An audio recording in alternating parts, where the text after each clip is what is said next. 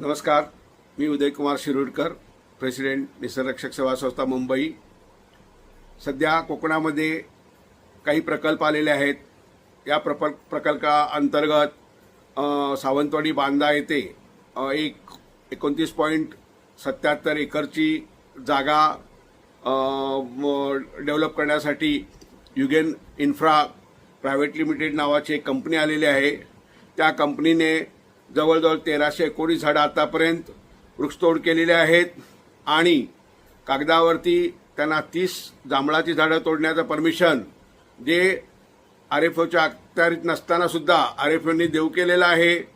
ग्रामपंचायतीचे श्री श्रीधर पाटील हे सरपंच खोटे दाखले देत आहेत आणि आता हा मॅटर 69/2025 या क्रमांकाखाली एनजीटीच्या दरबारी दाखल झालेला आहे। एनजीटीने याची दखल घेतलेली आहे, पण एनजीटीने वारंवार सर्व शासकीय यंत्रणांना तेथे हजर होऊन त्यांचे म्हणणे सादर करण्यास सांगितले असताना सुद्धा त्यात बरेच वेळ काढूपणात आलेला आहे, दिरंगाई करतायत आणि एकूण 1955 झाडं सातबाऱ्यावरती दिसत असताना सुद्धा ॲक्च्युअली फक्त 655 झाडं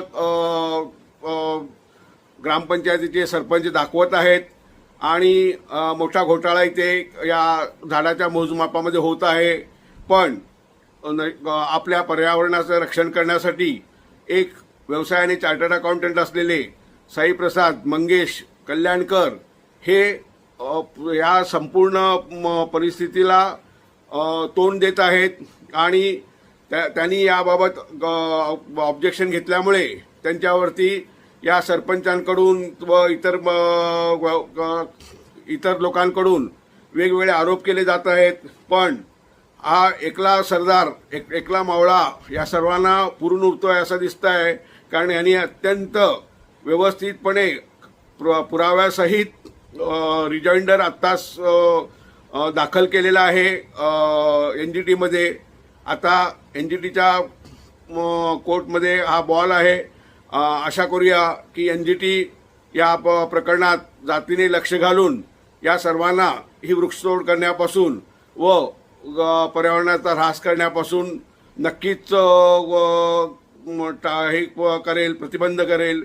आणि आज ज्या पद्धतीने कल्याणकर साहेब लढत आहेत त्यांना आपल्या मदतीची गरज आहे। आम्ही निसर्ग रक्षक सेवा संस्थेतर्फे जाहीर करतो की कल्याणकर साहेब, आम्ही तुमच्या सोबत आहोत। धन्यवाद।